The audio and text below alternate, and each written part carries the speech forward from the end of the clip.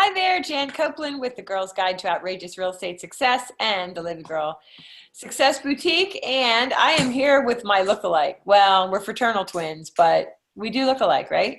Yep, we should. I am here with my twin sister and my best friend for my whole life, Judy Weber. And this is today's 30 days of life transformation.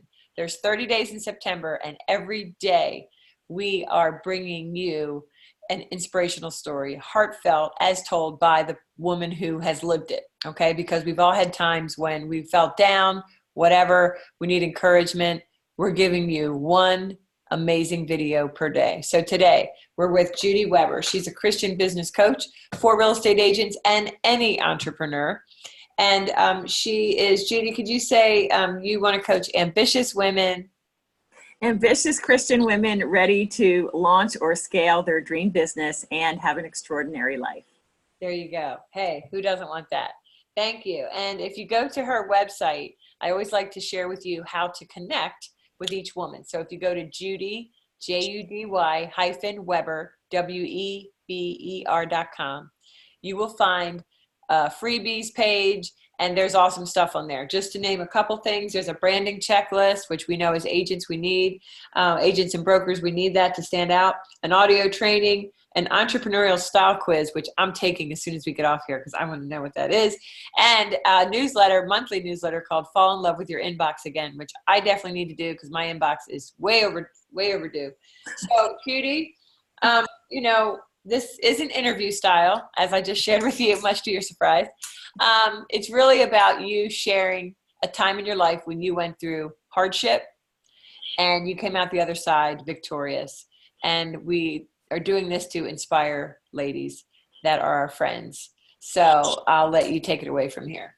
Okay, great. And there are two things I want to talk about. One thing I just thought of, and I hope I remember to do it. Okay, so the first thing that I want to talk about, and I have only about 10,000 of these transformational things, but the first one relates to women as givers. And that's a very good thing, right? As Christ followers, as we are, we love to give. And it's not about us, it's about sacrifice. But at some point, that becomes a problem. And I remember a time when, you sacrifice for the kids and you sacrifice everything for your husband. And as you know, the situation, when you get abandoned by a husband, like they're just not there. They are not present. They don't respond to phone calls, texts, emails, even nothing for not just a couple of hours or a couple of days, but for weeks and weeks and weeks and more than a month or two. And then it's like, okay, what's going on? You rock your own world. And I remember when this happened years ago, I was working as a lawyer, and obviously that's intense work, especially when you're in court. And I remember my secretary, as I was going through this, she's like, Judy, are you okay? And when I got through this, which I'll get to in a second, I remember her saying, Judy, I remember you used to walk around here and you look like a zombie. Like, I don't even know how you did what you did and how you got your workday done.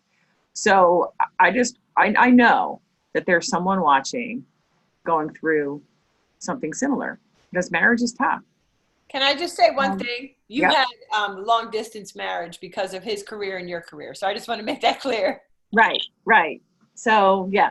So, but it's one of those things where I think that I know I have a tendency to idolize my spouse. And let me explain what that means. Okay. So again, going back to the sacrificial kind of mode where you kind of put your spouse on a pedestal.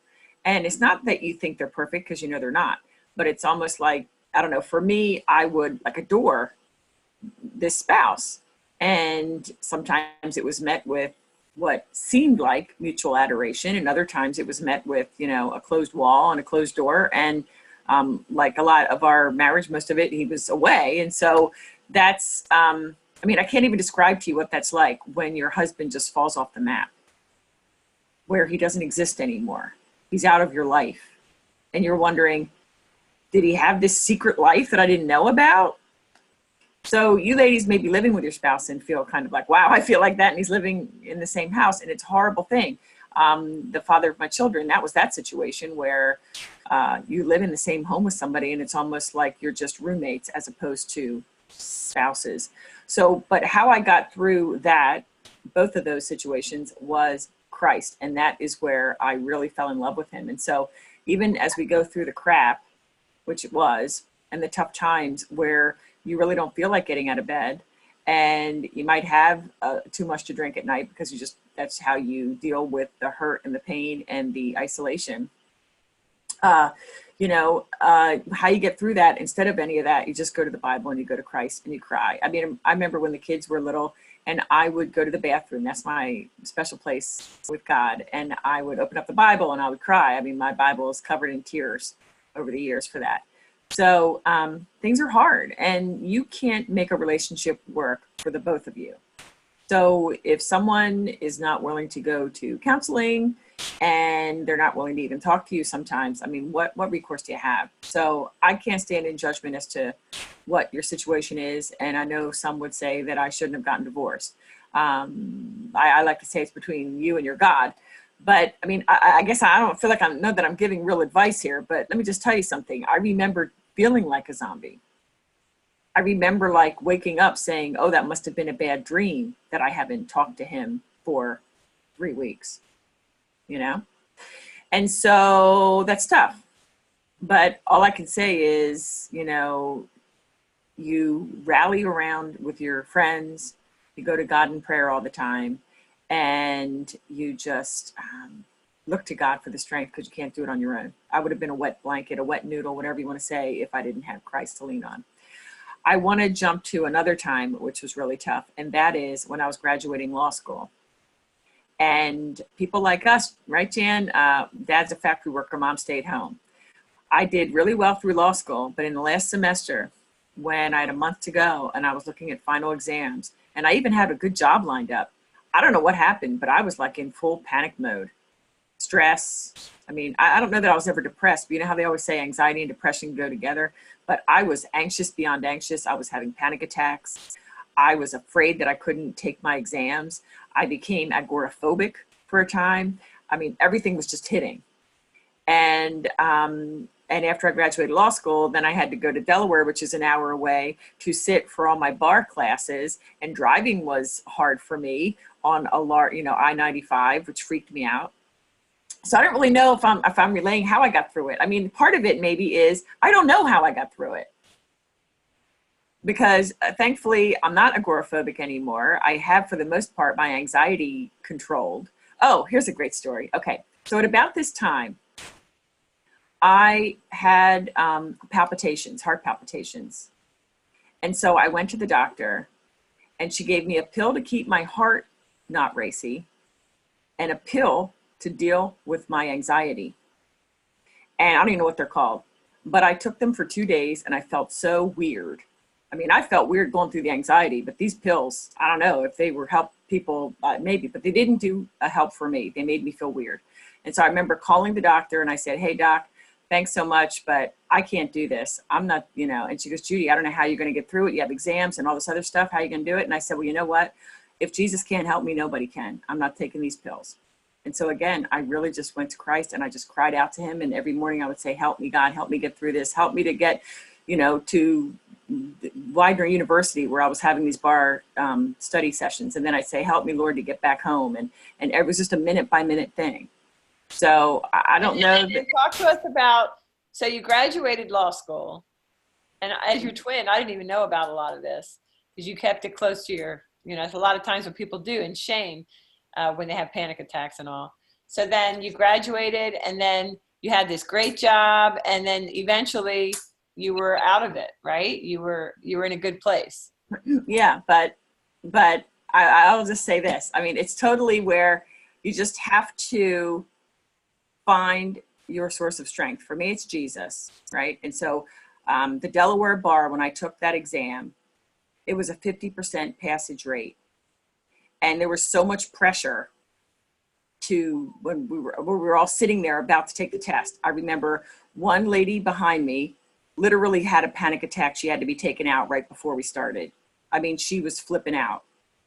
And then when she did that, somebody 3 rows back and to the right literally threw up his cookies. Oh, And then this is all like minutes before we're about to start. And then somebody else did something down there. She was almost passed out. I mean, it was intense. And so when you have all these anxiety anyway, and then I just literally shut my eyes and say, Lord, help me get through this. Lord God, help me get through this. I mean, I don't even know how I did it. And what Jan said, I do want to say this too. I have had issues, and if you saw my testimony video that's on my YouTube channel, Driven and Equipped, if you look that up, you'll see that my first encounter with Christ was freshman year of college when I had a homesickness-induced eating disorder. Like my eating disorder from when I was little came back full throttle in freshman year of college. And I had a big God moment there, but I didn't tell a soul about that. I was in agony for months. and I didn't know about it. And I didn't tell my best friend, Jan. So for you ladies out there that don't want to put anybody out, right? I don't want to bother anybody, you know. I really should have bared my soul to get help because I was all by myself, and the devil loves to hit you when you're in isolation. I think part of it also is embarrassment, because I know when I had panic attacks, I was like, nobody's going to understand. Right. You think you're the only one. You think you're the only one. The only one that has such anxiety at such levels. Mm-hmm. But yeah, so that's really good. And you know, then you got married soon after you graduated college, and you had 3 beautiful boys, and you were good for a time. Of course, as we know, ladies, these 30 women could tell you more than just 1 or 2 stories, right? Because life has ebbs and flows. And so again, we are bringing these to you because we want you to know you're not alone if now is a downtime. And guess what? If now is an up time for you, I don't want to be a downer, Debbie Downer, but there will be a time when you'll be down. And so just think back to these ladies, these strong, courageous ladies who are sharing their heart with you. So thank you, Judy, so much for sharing. And ladies, we'll see you tomorrow. Thank you. Thanks.